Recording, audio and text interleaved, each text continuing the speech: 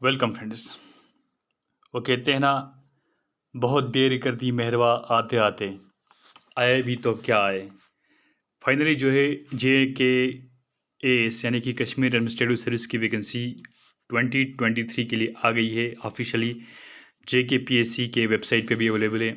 आज हम थोड़ा मैं आप खुद भी PDF पढ़ सकते हो, लेकिन हम कुछ इंपॉर्टेंट डिटेल्स इस वीडियो में डिस्कस करेंगे एज रिलैक्सेशन के बारे में और वैकेंसीज़ के बारे में, और क्या कुछ आगे आपका प्लान होना चाहिए। तो फिलहाल हम एक ज़्यादा टाइम नहीं लेंगे, 2 से 3 मिनट में वीडियो को ख़त्म करेंगे, अगर कोशिश करेंगे। सबसे पहले आपको पता है मैं ज़्यादा बात नहीं करूँगा लेवल लेवल की। वैकेंसी जो है आप देख सकते हो यहाँ पे, केएस की, अकाउंट्स की, केपीएस की, ओपन मेरिट की वैकेंसी, SC ST वैकेंसी खुद देख सकते हो यहाँ पे। उसमें हम ज़्यादा बात नहीं करेंगे। टोटल जो है 75 वैकेंसीज़ हैं। ठीक है, इतना सबको मालूम है। उसके बाद हम आएँगे कुछ इंपॉर्टेंट चीज़ों पे, जिसको बहुत कन्फ्यूजन रहता है। बहुत सारे जो नए कैंडिडेट्स होते हैं, इनको हमेशा इस बात का कन्फ्यूजन रहता है कि एज रिलैक्सेशन के बारे में, यानी कि एज कैसे काउंट करना है, मैं एलिजिबल हूँ कि नहीं हूँ। अगर हम बात करेंगे ओपन मेरिट की, तो 32 एज है। अब 32 एज जो है वो कैसे कैलकुलेट करेगा? तो वो 1 जनवरी 2023 यानी कि फॉर एग्ज़ाम्पल अभी अप्रैल के महीने और मई के महीने में आप अपने फॉर्म भरोगे, तो आप एज अप्रैल और मई में कैलकुलेट नहीं करोगे। तो आपको 1 जनवरी 2023 पे आपको कैलकुलेट करना है।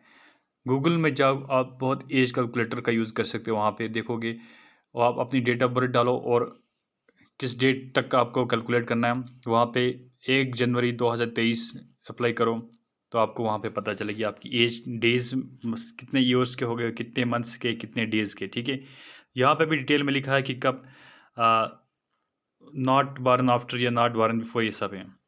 फिर हम बात करेंगे रिजर्व्ड कैटेगरी की।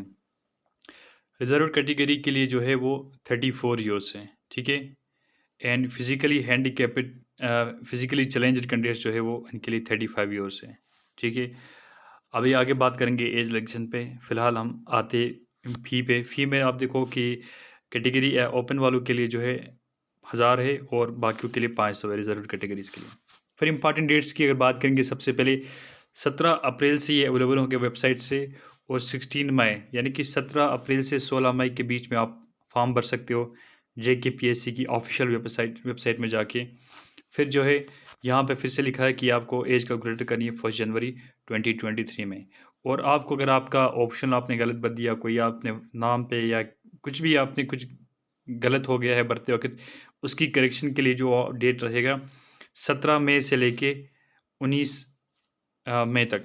हालांकि मैं आपको बता दूं, जब से आप फॉर्म भरोगे ना, ये कभी भी करेक्शन इसका, आपने फॉर एग्जांपल 17 अप्रैल या 18 अप्रैल को आपने फॉर्म भरा, इसका मतलब नहीं है कि आप 19 अप्रैल या 20 अप्रैल को करेक्ट नहीं कर सकते हो। ये अब लिखा है, लेकिन 17 से 19 के बीच में लिखा है, इसका मतलब है 19 के बाद आप कोई करेक्शन नहीं कर सकते हो। फिर एक इम्पॉर्टेंट चीज़ है, जब आप फॉर्म भरते हो फिर आप फेसबुक में लिखते रहते हो कि सर हमें हार्ड कापी, सबको बोलते रहते हो, पोस्ट लिखते रहते हो कि हार्ड कापी सबमिट करनी है कि नहीं करनी है। तो यहाँ पे क्लियरली लिखा है, candidates are not required to submit hard copy और एनी अदर डॉक्यूमेंट्स। तो प्रीलिम्स के लिए तो ये सीधी सी बात है, कोई भी एग्ज़ाम होगा प्रीलिम्स का, तो वहाँ पे हार्ड कापी सबमिट नहीं करनी पड़ती है। मेरिट्स में थोड़ा कन्फ्यूजन रहा तो चलेगा भी, लेकिन प्रीलिम्स में आपको कोई कन्फ्यूजन नहीं होना चाहिए। फिर यहाँ पे देखो, हॉरिजॉन्टल रिजर्वेशन जो है वो फिजिकली हैंडीकैप्ड वालों के लिए 2 पोस्ट रखे गए हैं, एक अकाउंट्स में, एक सिविल में। तो वो केस वो वहाँ पे जो है इस पे मेंशन नहीं होते। देखो यहाँ पे इसमें इस कैटेगरी सेक्शन में मेंशन नहीं है, लेकिन वो हॉरिजॉन्टली वहीं से निकाल लेते हैं, या तो वो किसी कैटेगरी से निकलता है, वो जनरल से निकलता है। फिर आप परमानेंट यहाँ पे डोमिसाइल होना चाहिए, आप JNK के होने चाहिए, यानी कि डोमिसाइल होने चाहिए। अगर हम बात करेंगे प्रिलिमिनरी एग्जामिनेशन की, तो वो किन-किन सेंटर्स में होगा, यानी कि सेंटर किन-किन डिस्ट्रिक्ट्स में होगा। श्रीनगर में होगा, साउथ में देखेंगे अनंतनाग में होगा, नॉर्थ में देखेंगे बारामूला में होगा, फिर जम्मू साइड से जम्मू, डोडा और रियासी में होगा। ठीक है? बात करेंगे अगर टेंटेटिव डेट की, तो यहाँ पे कहा गया कि 23 जुलाई को आपका एग्ज़ाम होगा। हालाँकि PSC जो कहती है वो कभी करती नहीं है। जुलाई आते-आते अगस्त, सितंबर बीत जाएगा, पता नहीं चलता है। लेकिन आपको तैयारी इस हिसाब से रखनी है कि 23 को होगा। फिर एग्ज़ाम यहाँ पे लिखा है सेकंड वीक ऑफ नवंबर होगा। फिर देखो यहाँ पे एक इंडियन एक्सप्रेस का ये जो है स्क्रीनशॉट ऐड किया हमने न्यूज़पेपर का। तो यहाँ पे नीति आयोग की रिकमेंडेशन ये है कि सिविल सर्विस की जो है एज है वो 27 होनी चाहिए, जो है रिड्यूस होनी चाहिए। अभी 32 चल रहा है, बोलते हैं कि जनरल के लिए 27 होनी चाहिए और बाकी कैटेगरीज़ के लिए प्रोपोर्शनली रिड्यूस करनी चाहिए एज। तो ये एक नहीं, फिर से आपने देखा होगा यूपीएससी में पिछली बार भी कुछ रिकमेंडेशन गई है, उसमें भी इसका मेंशन है कि एज को कम करनी चाहिए। हालांकि अभी इस पे मुझे नहीं लगता है गवर्नमेंट एज कम करने के लिए कुछ सोचेगी, लेकिन अब यहाँ पे हमारी जो एस्पिरेंट्स है, जो सीनियर एस्पिरेंट्स है, उनकी डिमांड है कि हमारी जो है एज थोड़ा बढ़ा देनी चाहिए, एज बढ़ा देनी चाहिए अटेम्प्ट्स के लिए। यानी कि अगर इस साल के लिए फिर से 35 तक जाना चाहिए ओपन मेरिट वालों के लिए, वो हवाला देते हैं कि बाकी जो स्टेट कमीशन है बाहर के, वहाँ पे 37 है। तो पिछली बार जो दिया गया था उससे पहले एक बार दिया गया, पहले एक बार इंक्रीज़ किया गया, तो फिर अगली बार इंक्रीज़ किया गया तो बोला ये वन टाइम है। अब ये नोटिफिकेशन आई है, उसके बाद अगर लोग हा हुला करेंगे फिर इंक्रीज़ करेंगे, तो ये कोई सेंस नहीं बनता है। या तो आप प्रॉपर नोटिफिकेशन के आ जाओ कि ये फिक्स्ड है, या तो आप ये अब कैंडिडेट्स जाके सड़कों पे they will hit the streets, फिर जाके एज बढ़ाना, फिर ये तो बकवास बात लगी। ये तो कॉमन एडमिनिस्ट्रेशन का ऐसा काम नहीं होना, सेंस से नहीं बनता है। या तो प्रॉपर एक लॉ बनाए कि ऐसे होगा, ये नहीं कि हम हल्ला करेंगे तो वैकेंसीज बढ़ाओ, हम शोर मचाएंगे तो एज बढ़ाओ या कम करो। जेके में कोई ये सिस्टम ही नहीं है। अभी देखो 5-10 लोग 5-6 दिन अगर शोर मचाएंगे, डेफिनेटली एज इंक्रीज़ हो जाएगी। तो इनको पहले ये सोचना चाहिए कि हमें एज रखना कितना रखना है, ये नहीं रखना है। तो मेरे हिसाब से एज थोड़ा, जब मेरा जो है फ़िलहाल के लिए 2-3 साल के लिए एज रिलैक्सेशन देनी चाहिए। और रही बात वैकेंसीज़ की, इतने कम वैकेंसी क्यों आ गए?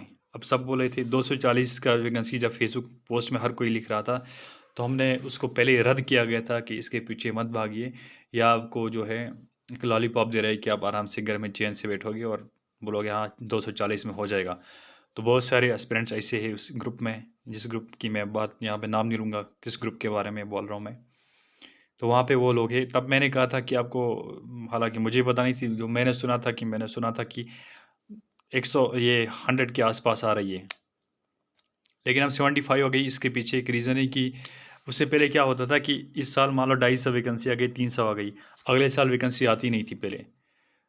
फिर इससे क्या होता है कि जिसकी एज हो रही है उसी साल, उसका एक अटेम्प्ट तो मिस हो गया। मान लो अगर इस साल 250 वैकेंसी आती, अगले साल कुछ भी नहीं आता, तो अगले साल जिसका लास्ट अटेम्प्ट था, यानी कि वो 34 का या 32 का हो रहा था with respect to their categories, तो वो उसका वो अटेम्प्ट ही ज़ाया हो रहा था।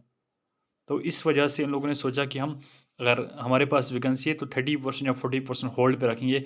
फॉर एग्जांपल अगले साल अगर हमारे पास कम वैकेंसी बनती है, 10 या 15 या कुछ नहीं बनती है, तो हमने जो होल्ड पे रखा है वैकेंसी, जो हमारे पास कोटा है रिजर्व का, उसी में से हम एडवर्टाइज़ करते रहेंगे।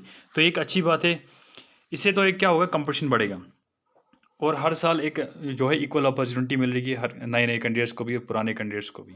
ठीक है? वैकेंसी बहुत कम है, हद से ज़्यादा कम है। आप सोच भी नहीं, जो नए-नए एस्पिरेंट को लगता होगा 75 बहुत ज़्यादा है। अगर अपने आप with respect to their categories देखो, तो कुछ भी नहीं है और कट ऑफ आसमान छूने वाला है। जब हमने लास्ट ईयर का जो दिया था 2021 का जो रिज़ल्ट आया था, तो हम कंपेयर कर रहे थे उससे पहले के एग्ज़ाम के साथ, फिर कट ऑफ देख रहे थे। हमने सोचा अगर उस साल 70 वैकेंसीज़ थी, इतना कट ऑफ गया, तो इस हिसाब से और कम होना चाहिए था। लेकिन कट ऑफ इतना गया कि हमने सोचा भी नहीं था कि इतना कट ऑफ जाएगा। तो आपको बहुत तैयार रहना है। आपको जो पहले, आप देखो पिछला रिज़ल्ट 21 का फाइनल रिज़ल्ट, पहले 20 टॉपर्स का जितना स्कोर हो उसी में आने की कोशिश करना है। तैयारी प्रॉपर्ली रखनी चाहिए, प्रीलिम्स के फैक्ट्स के पीछे मत भागो। तैयारी करना है तो मेंस की करो।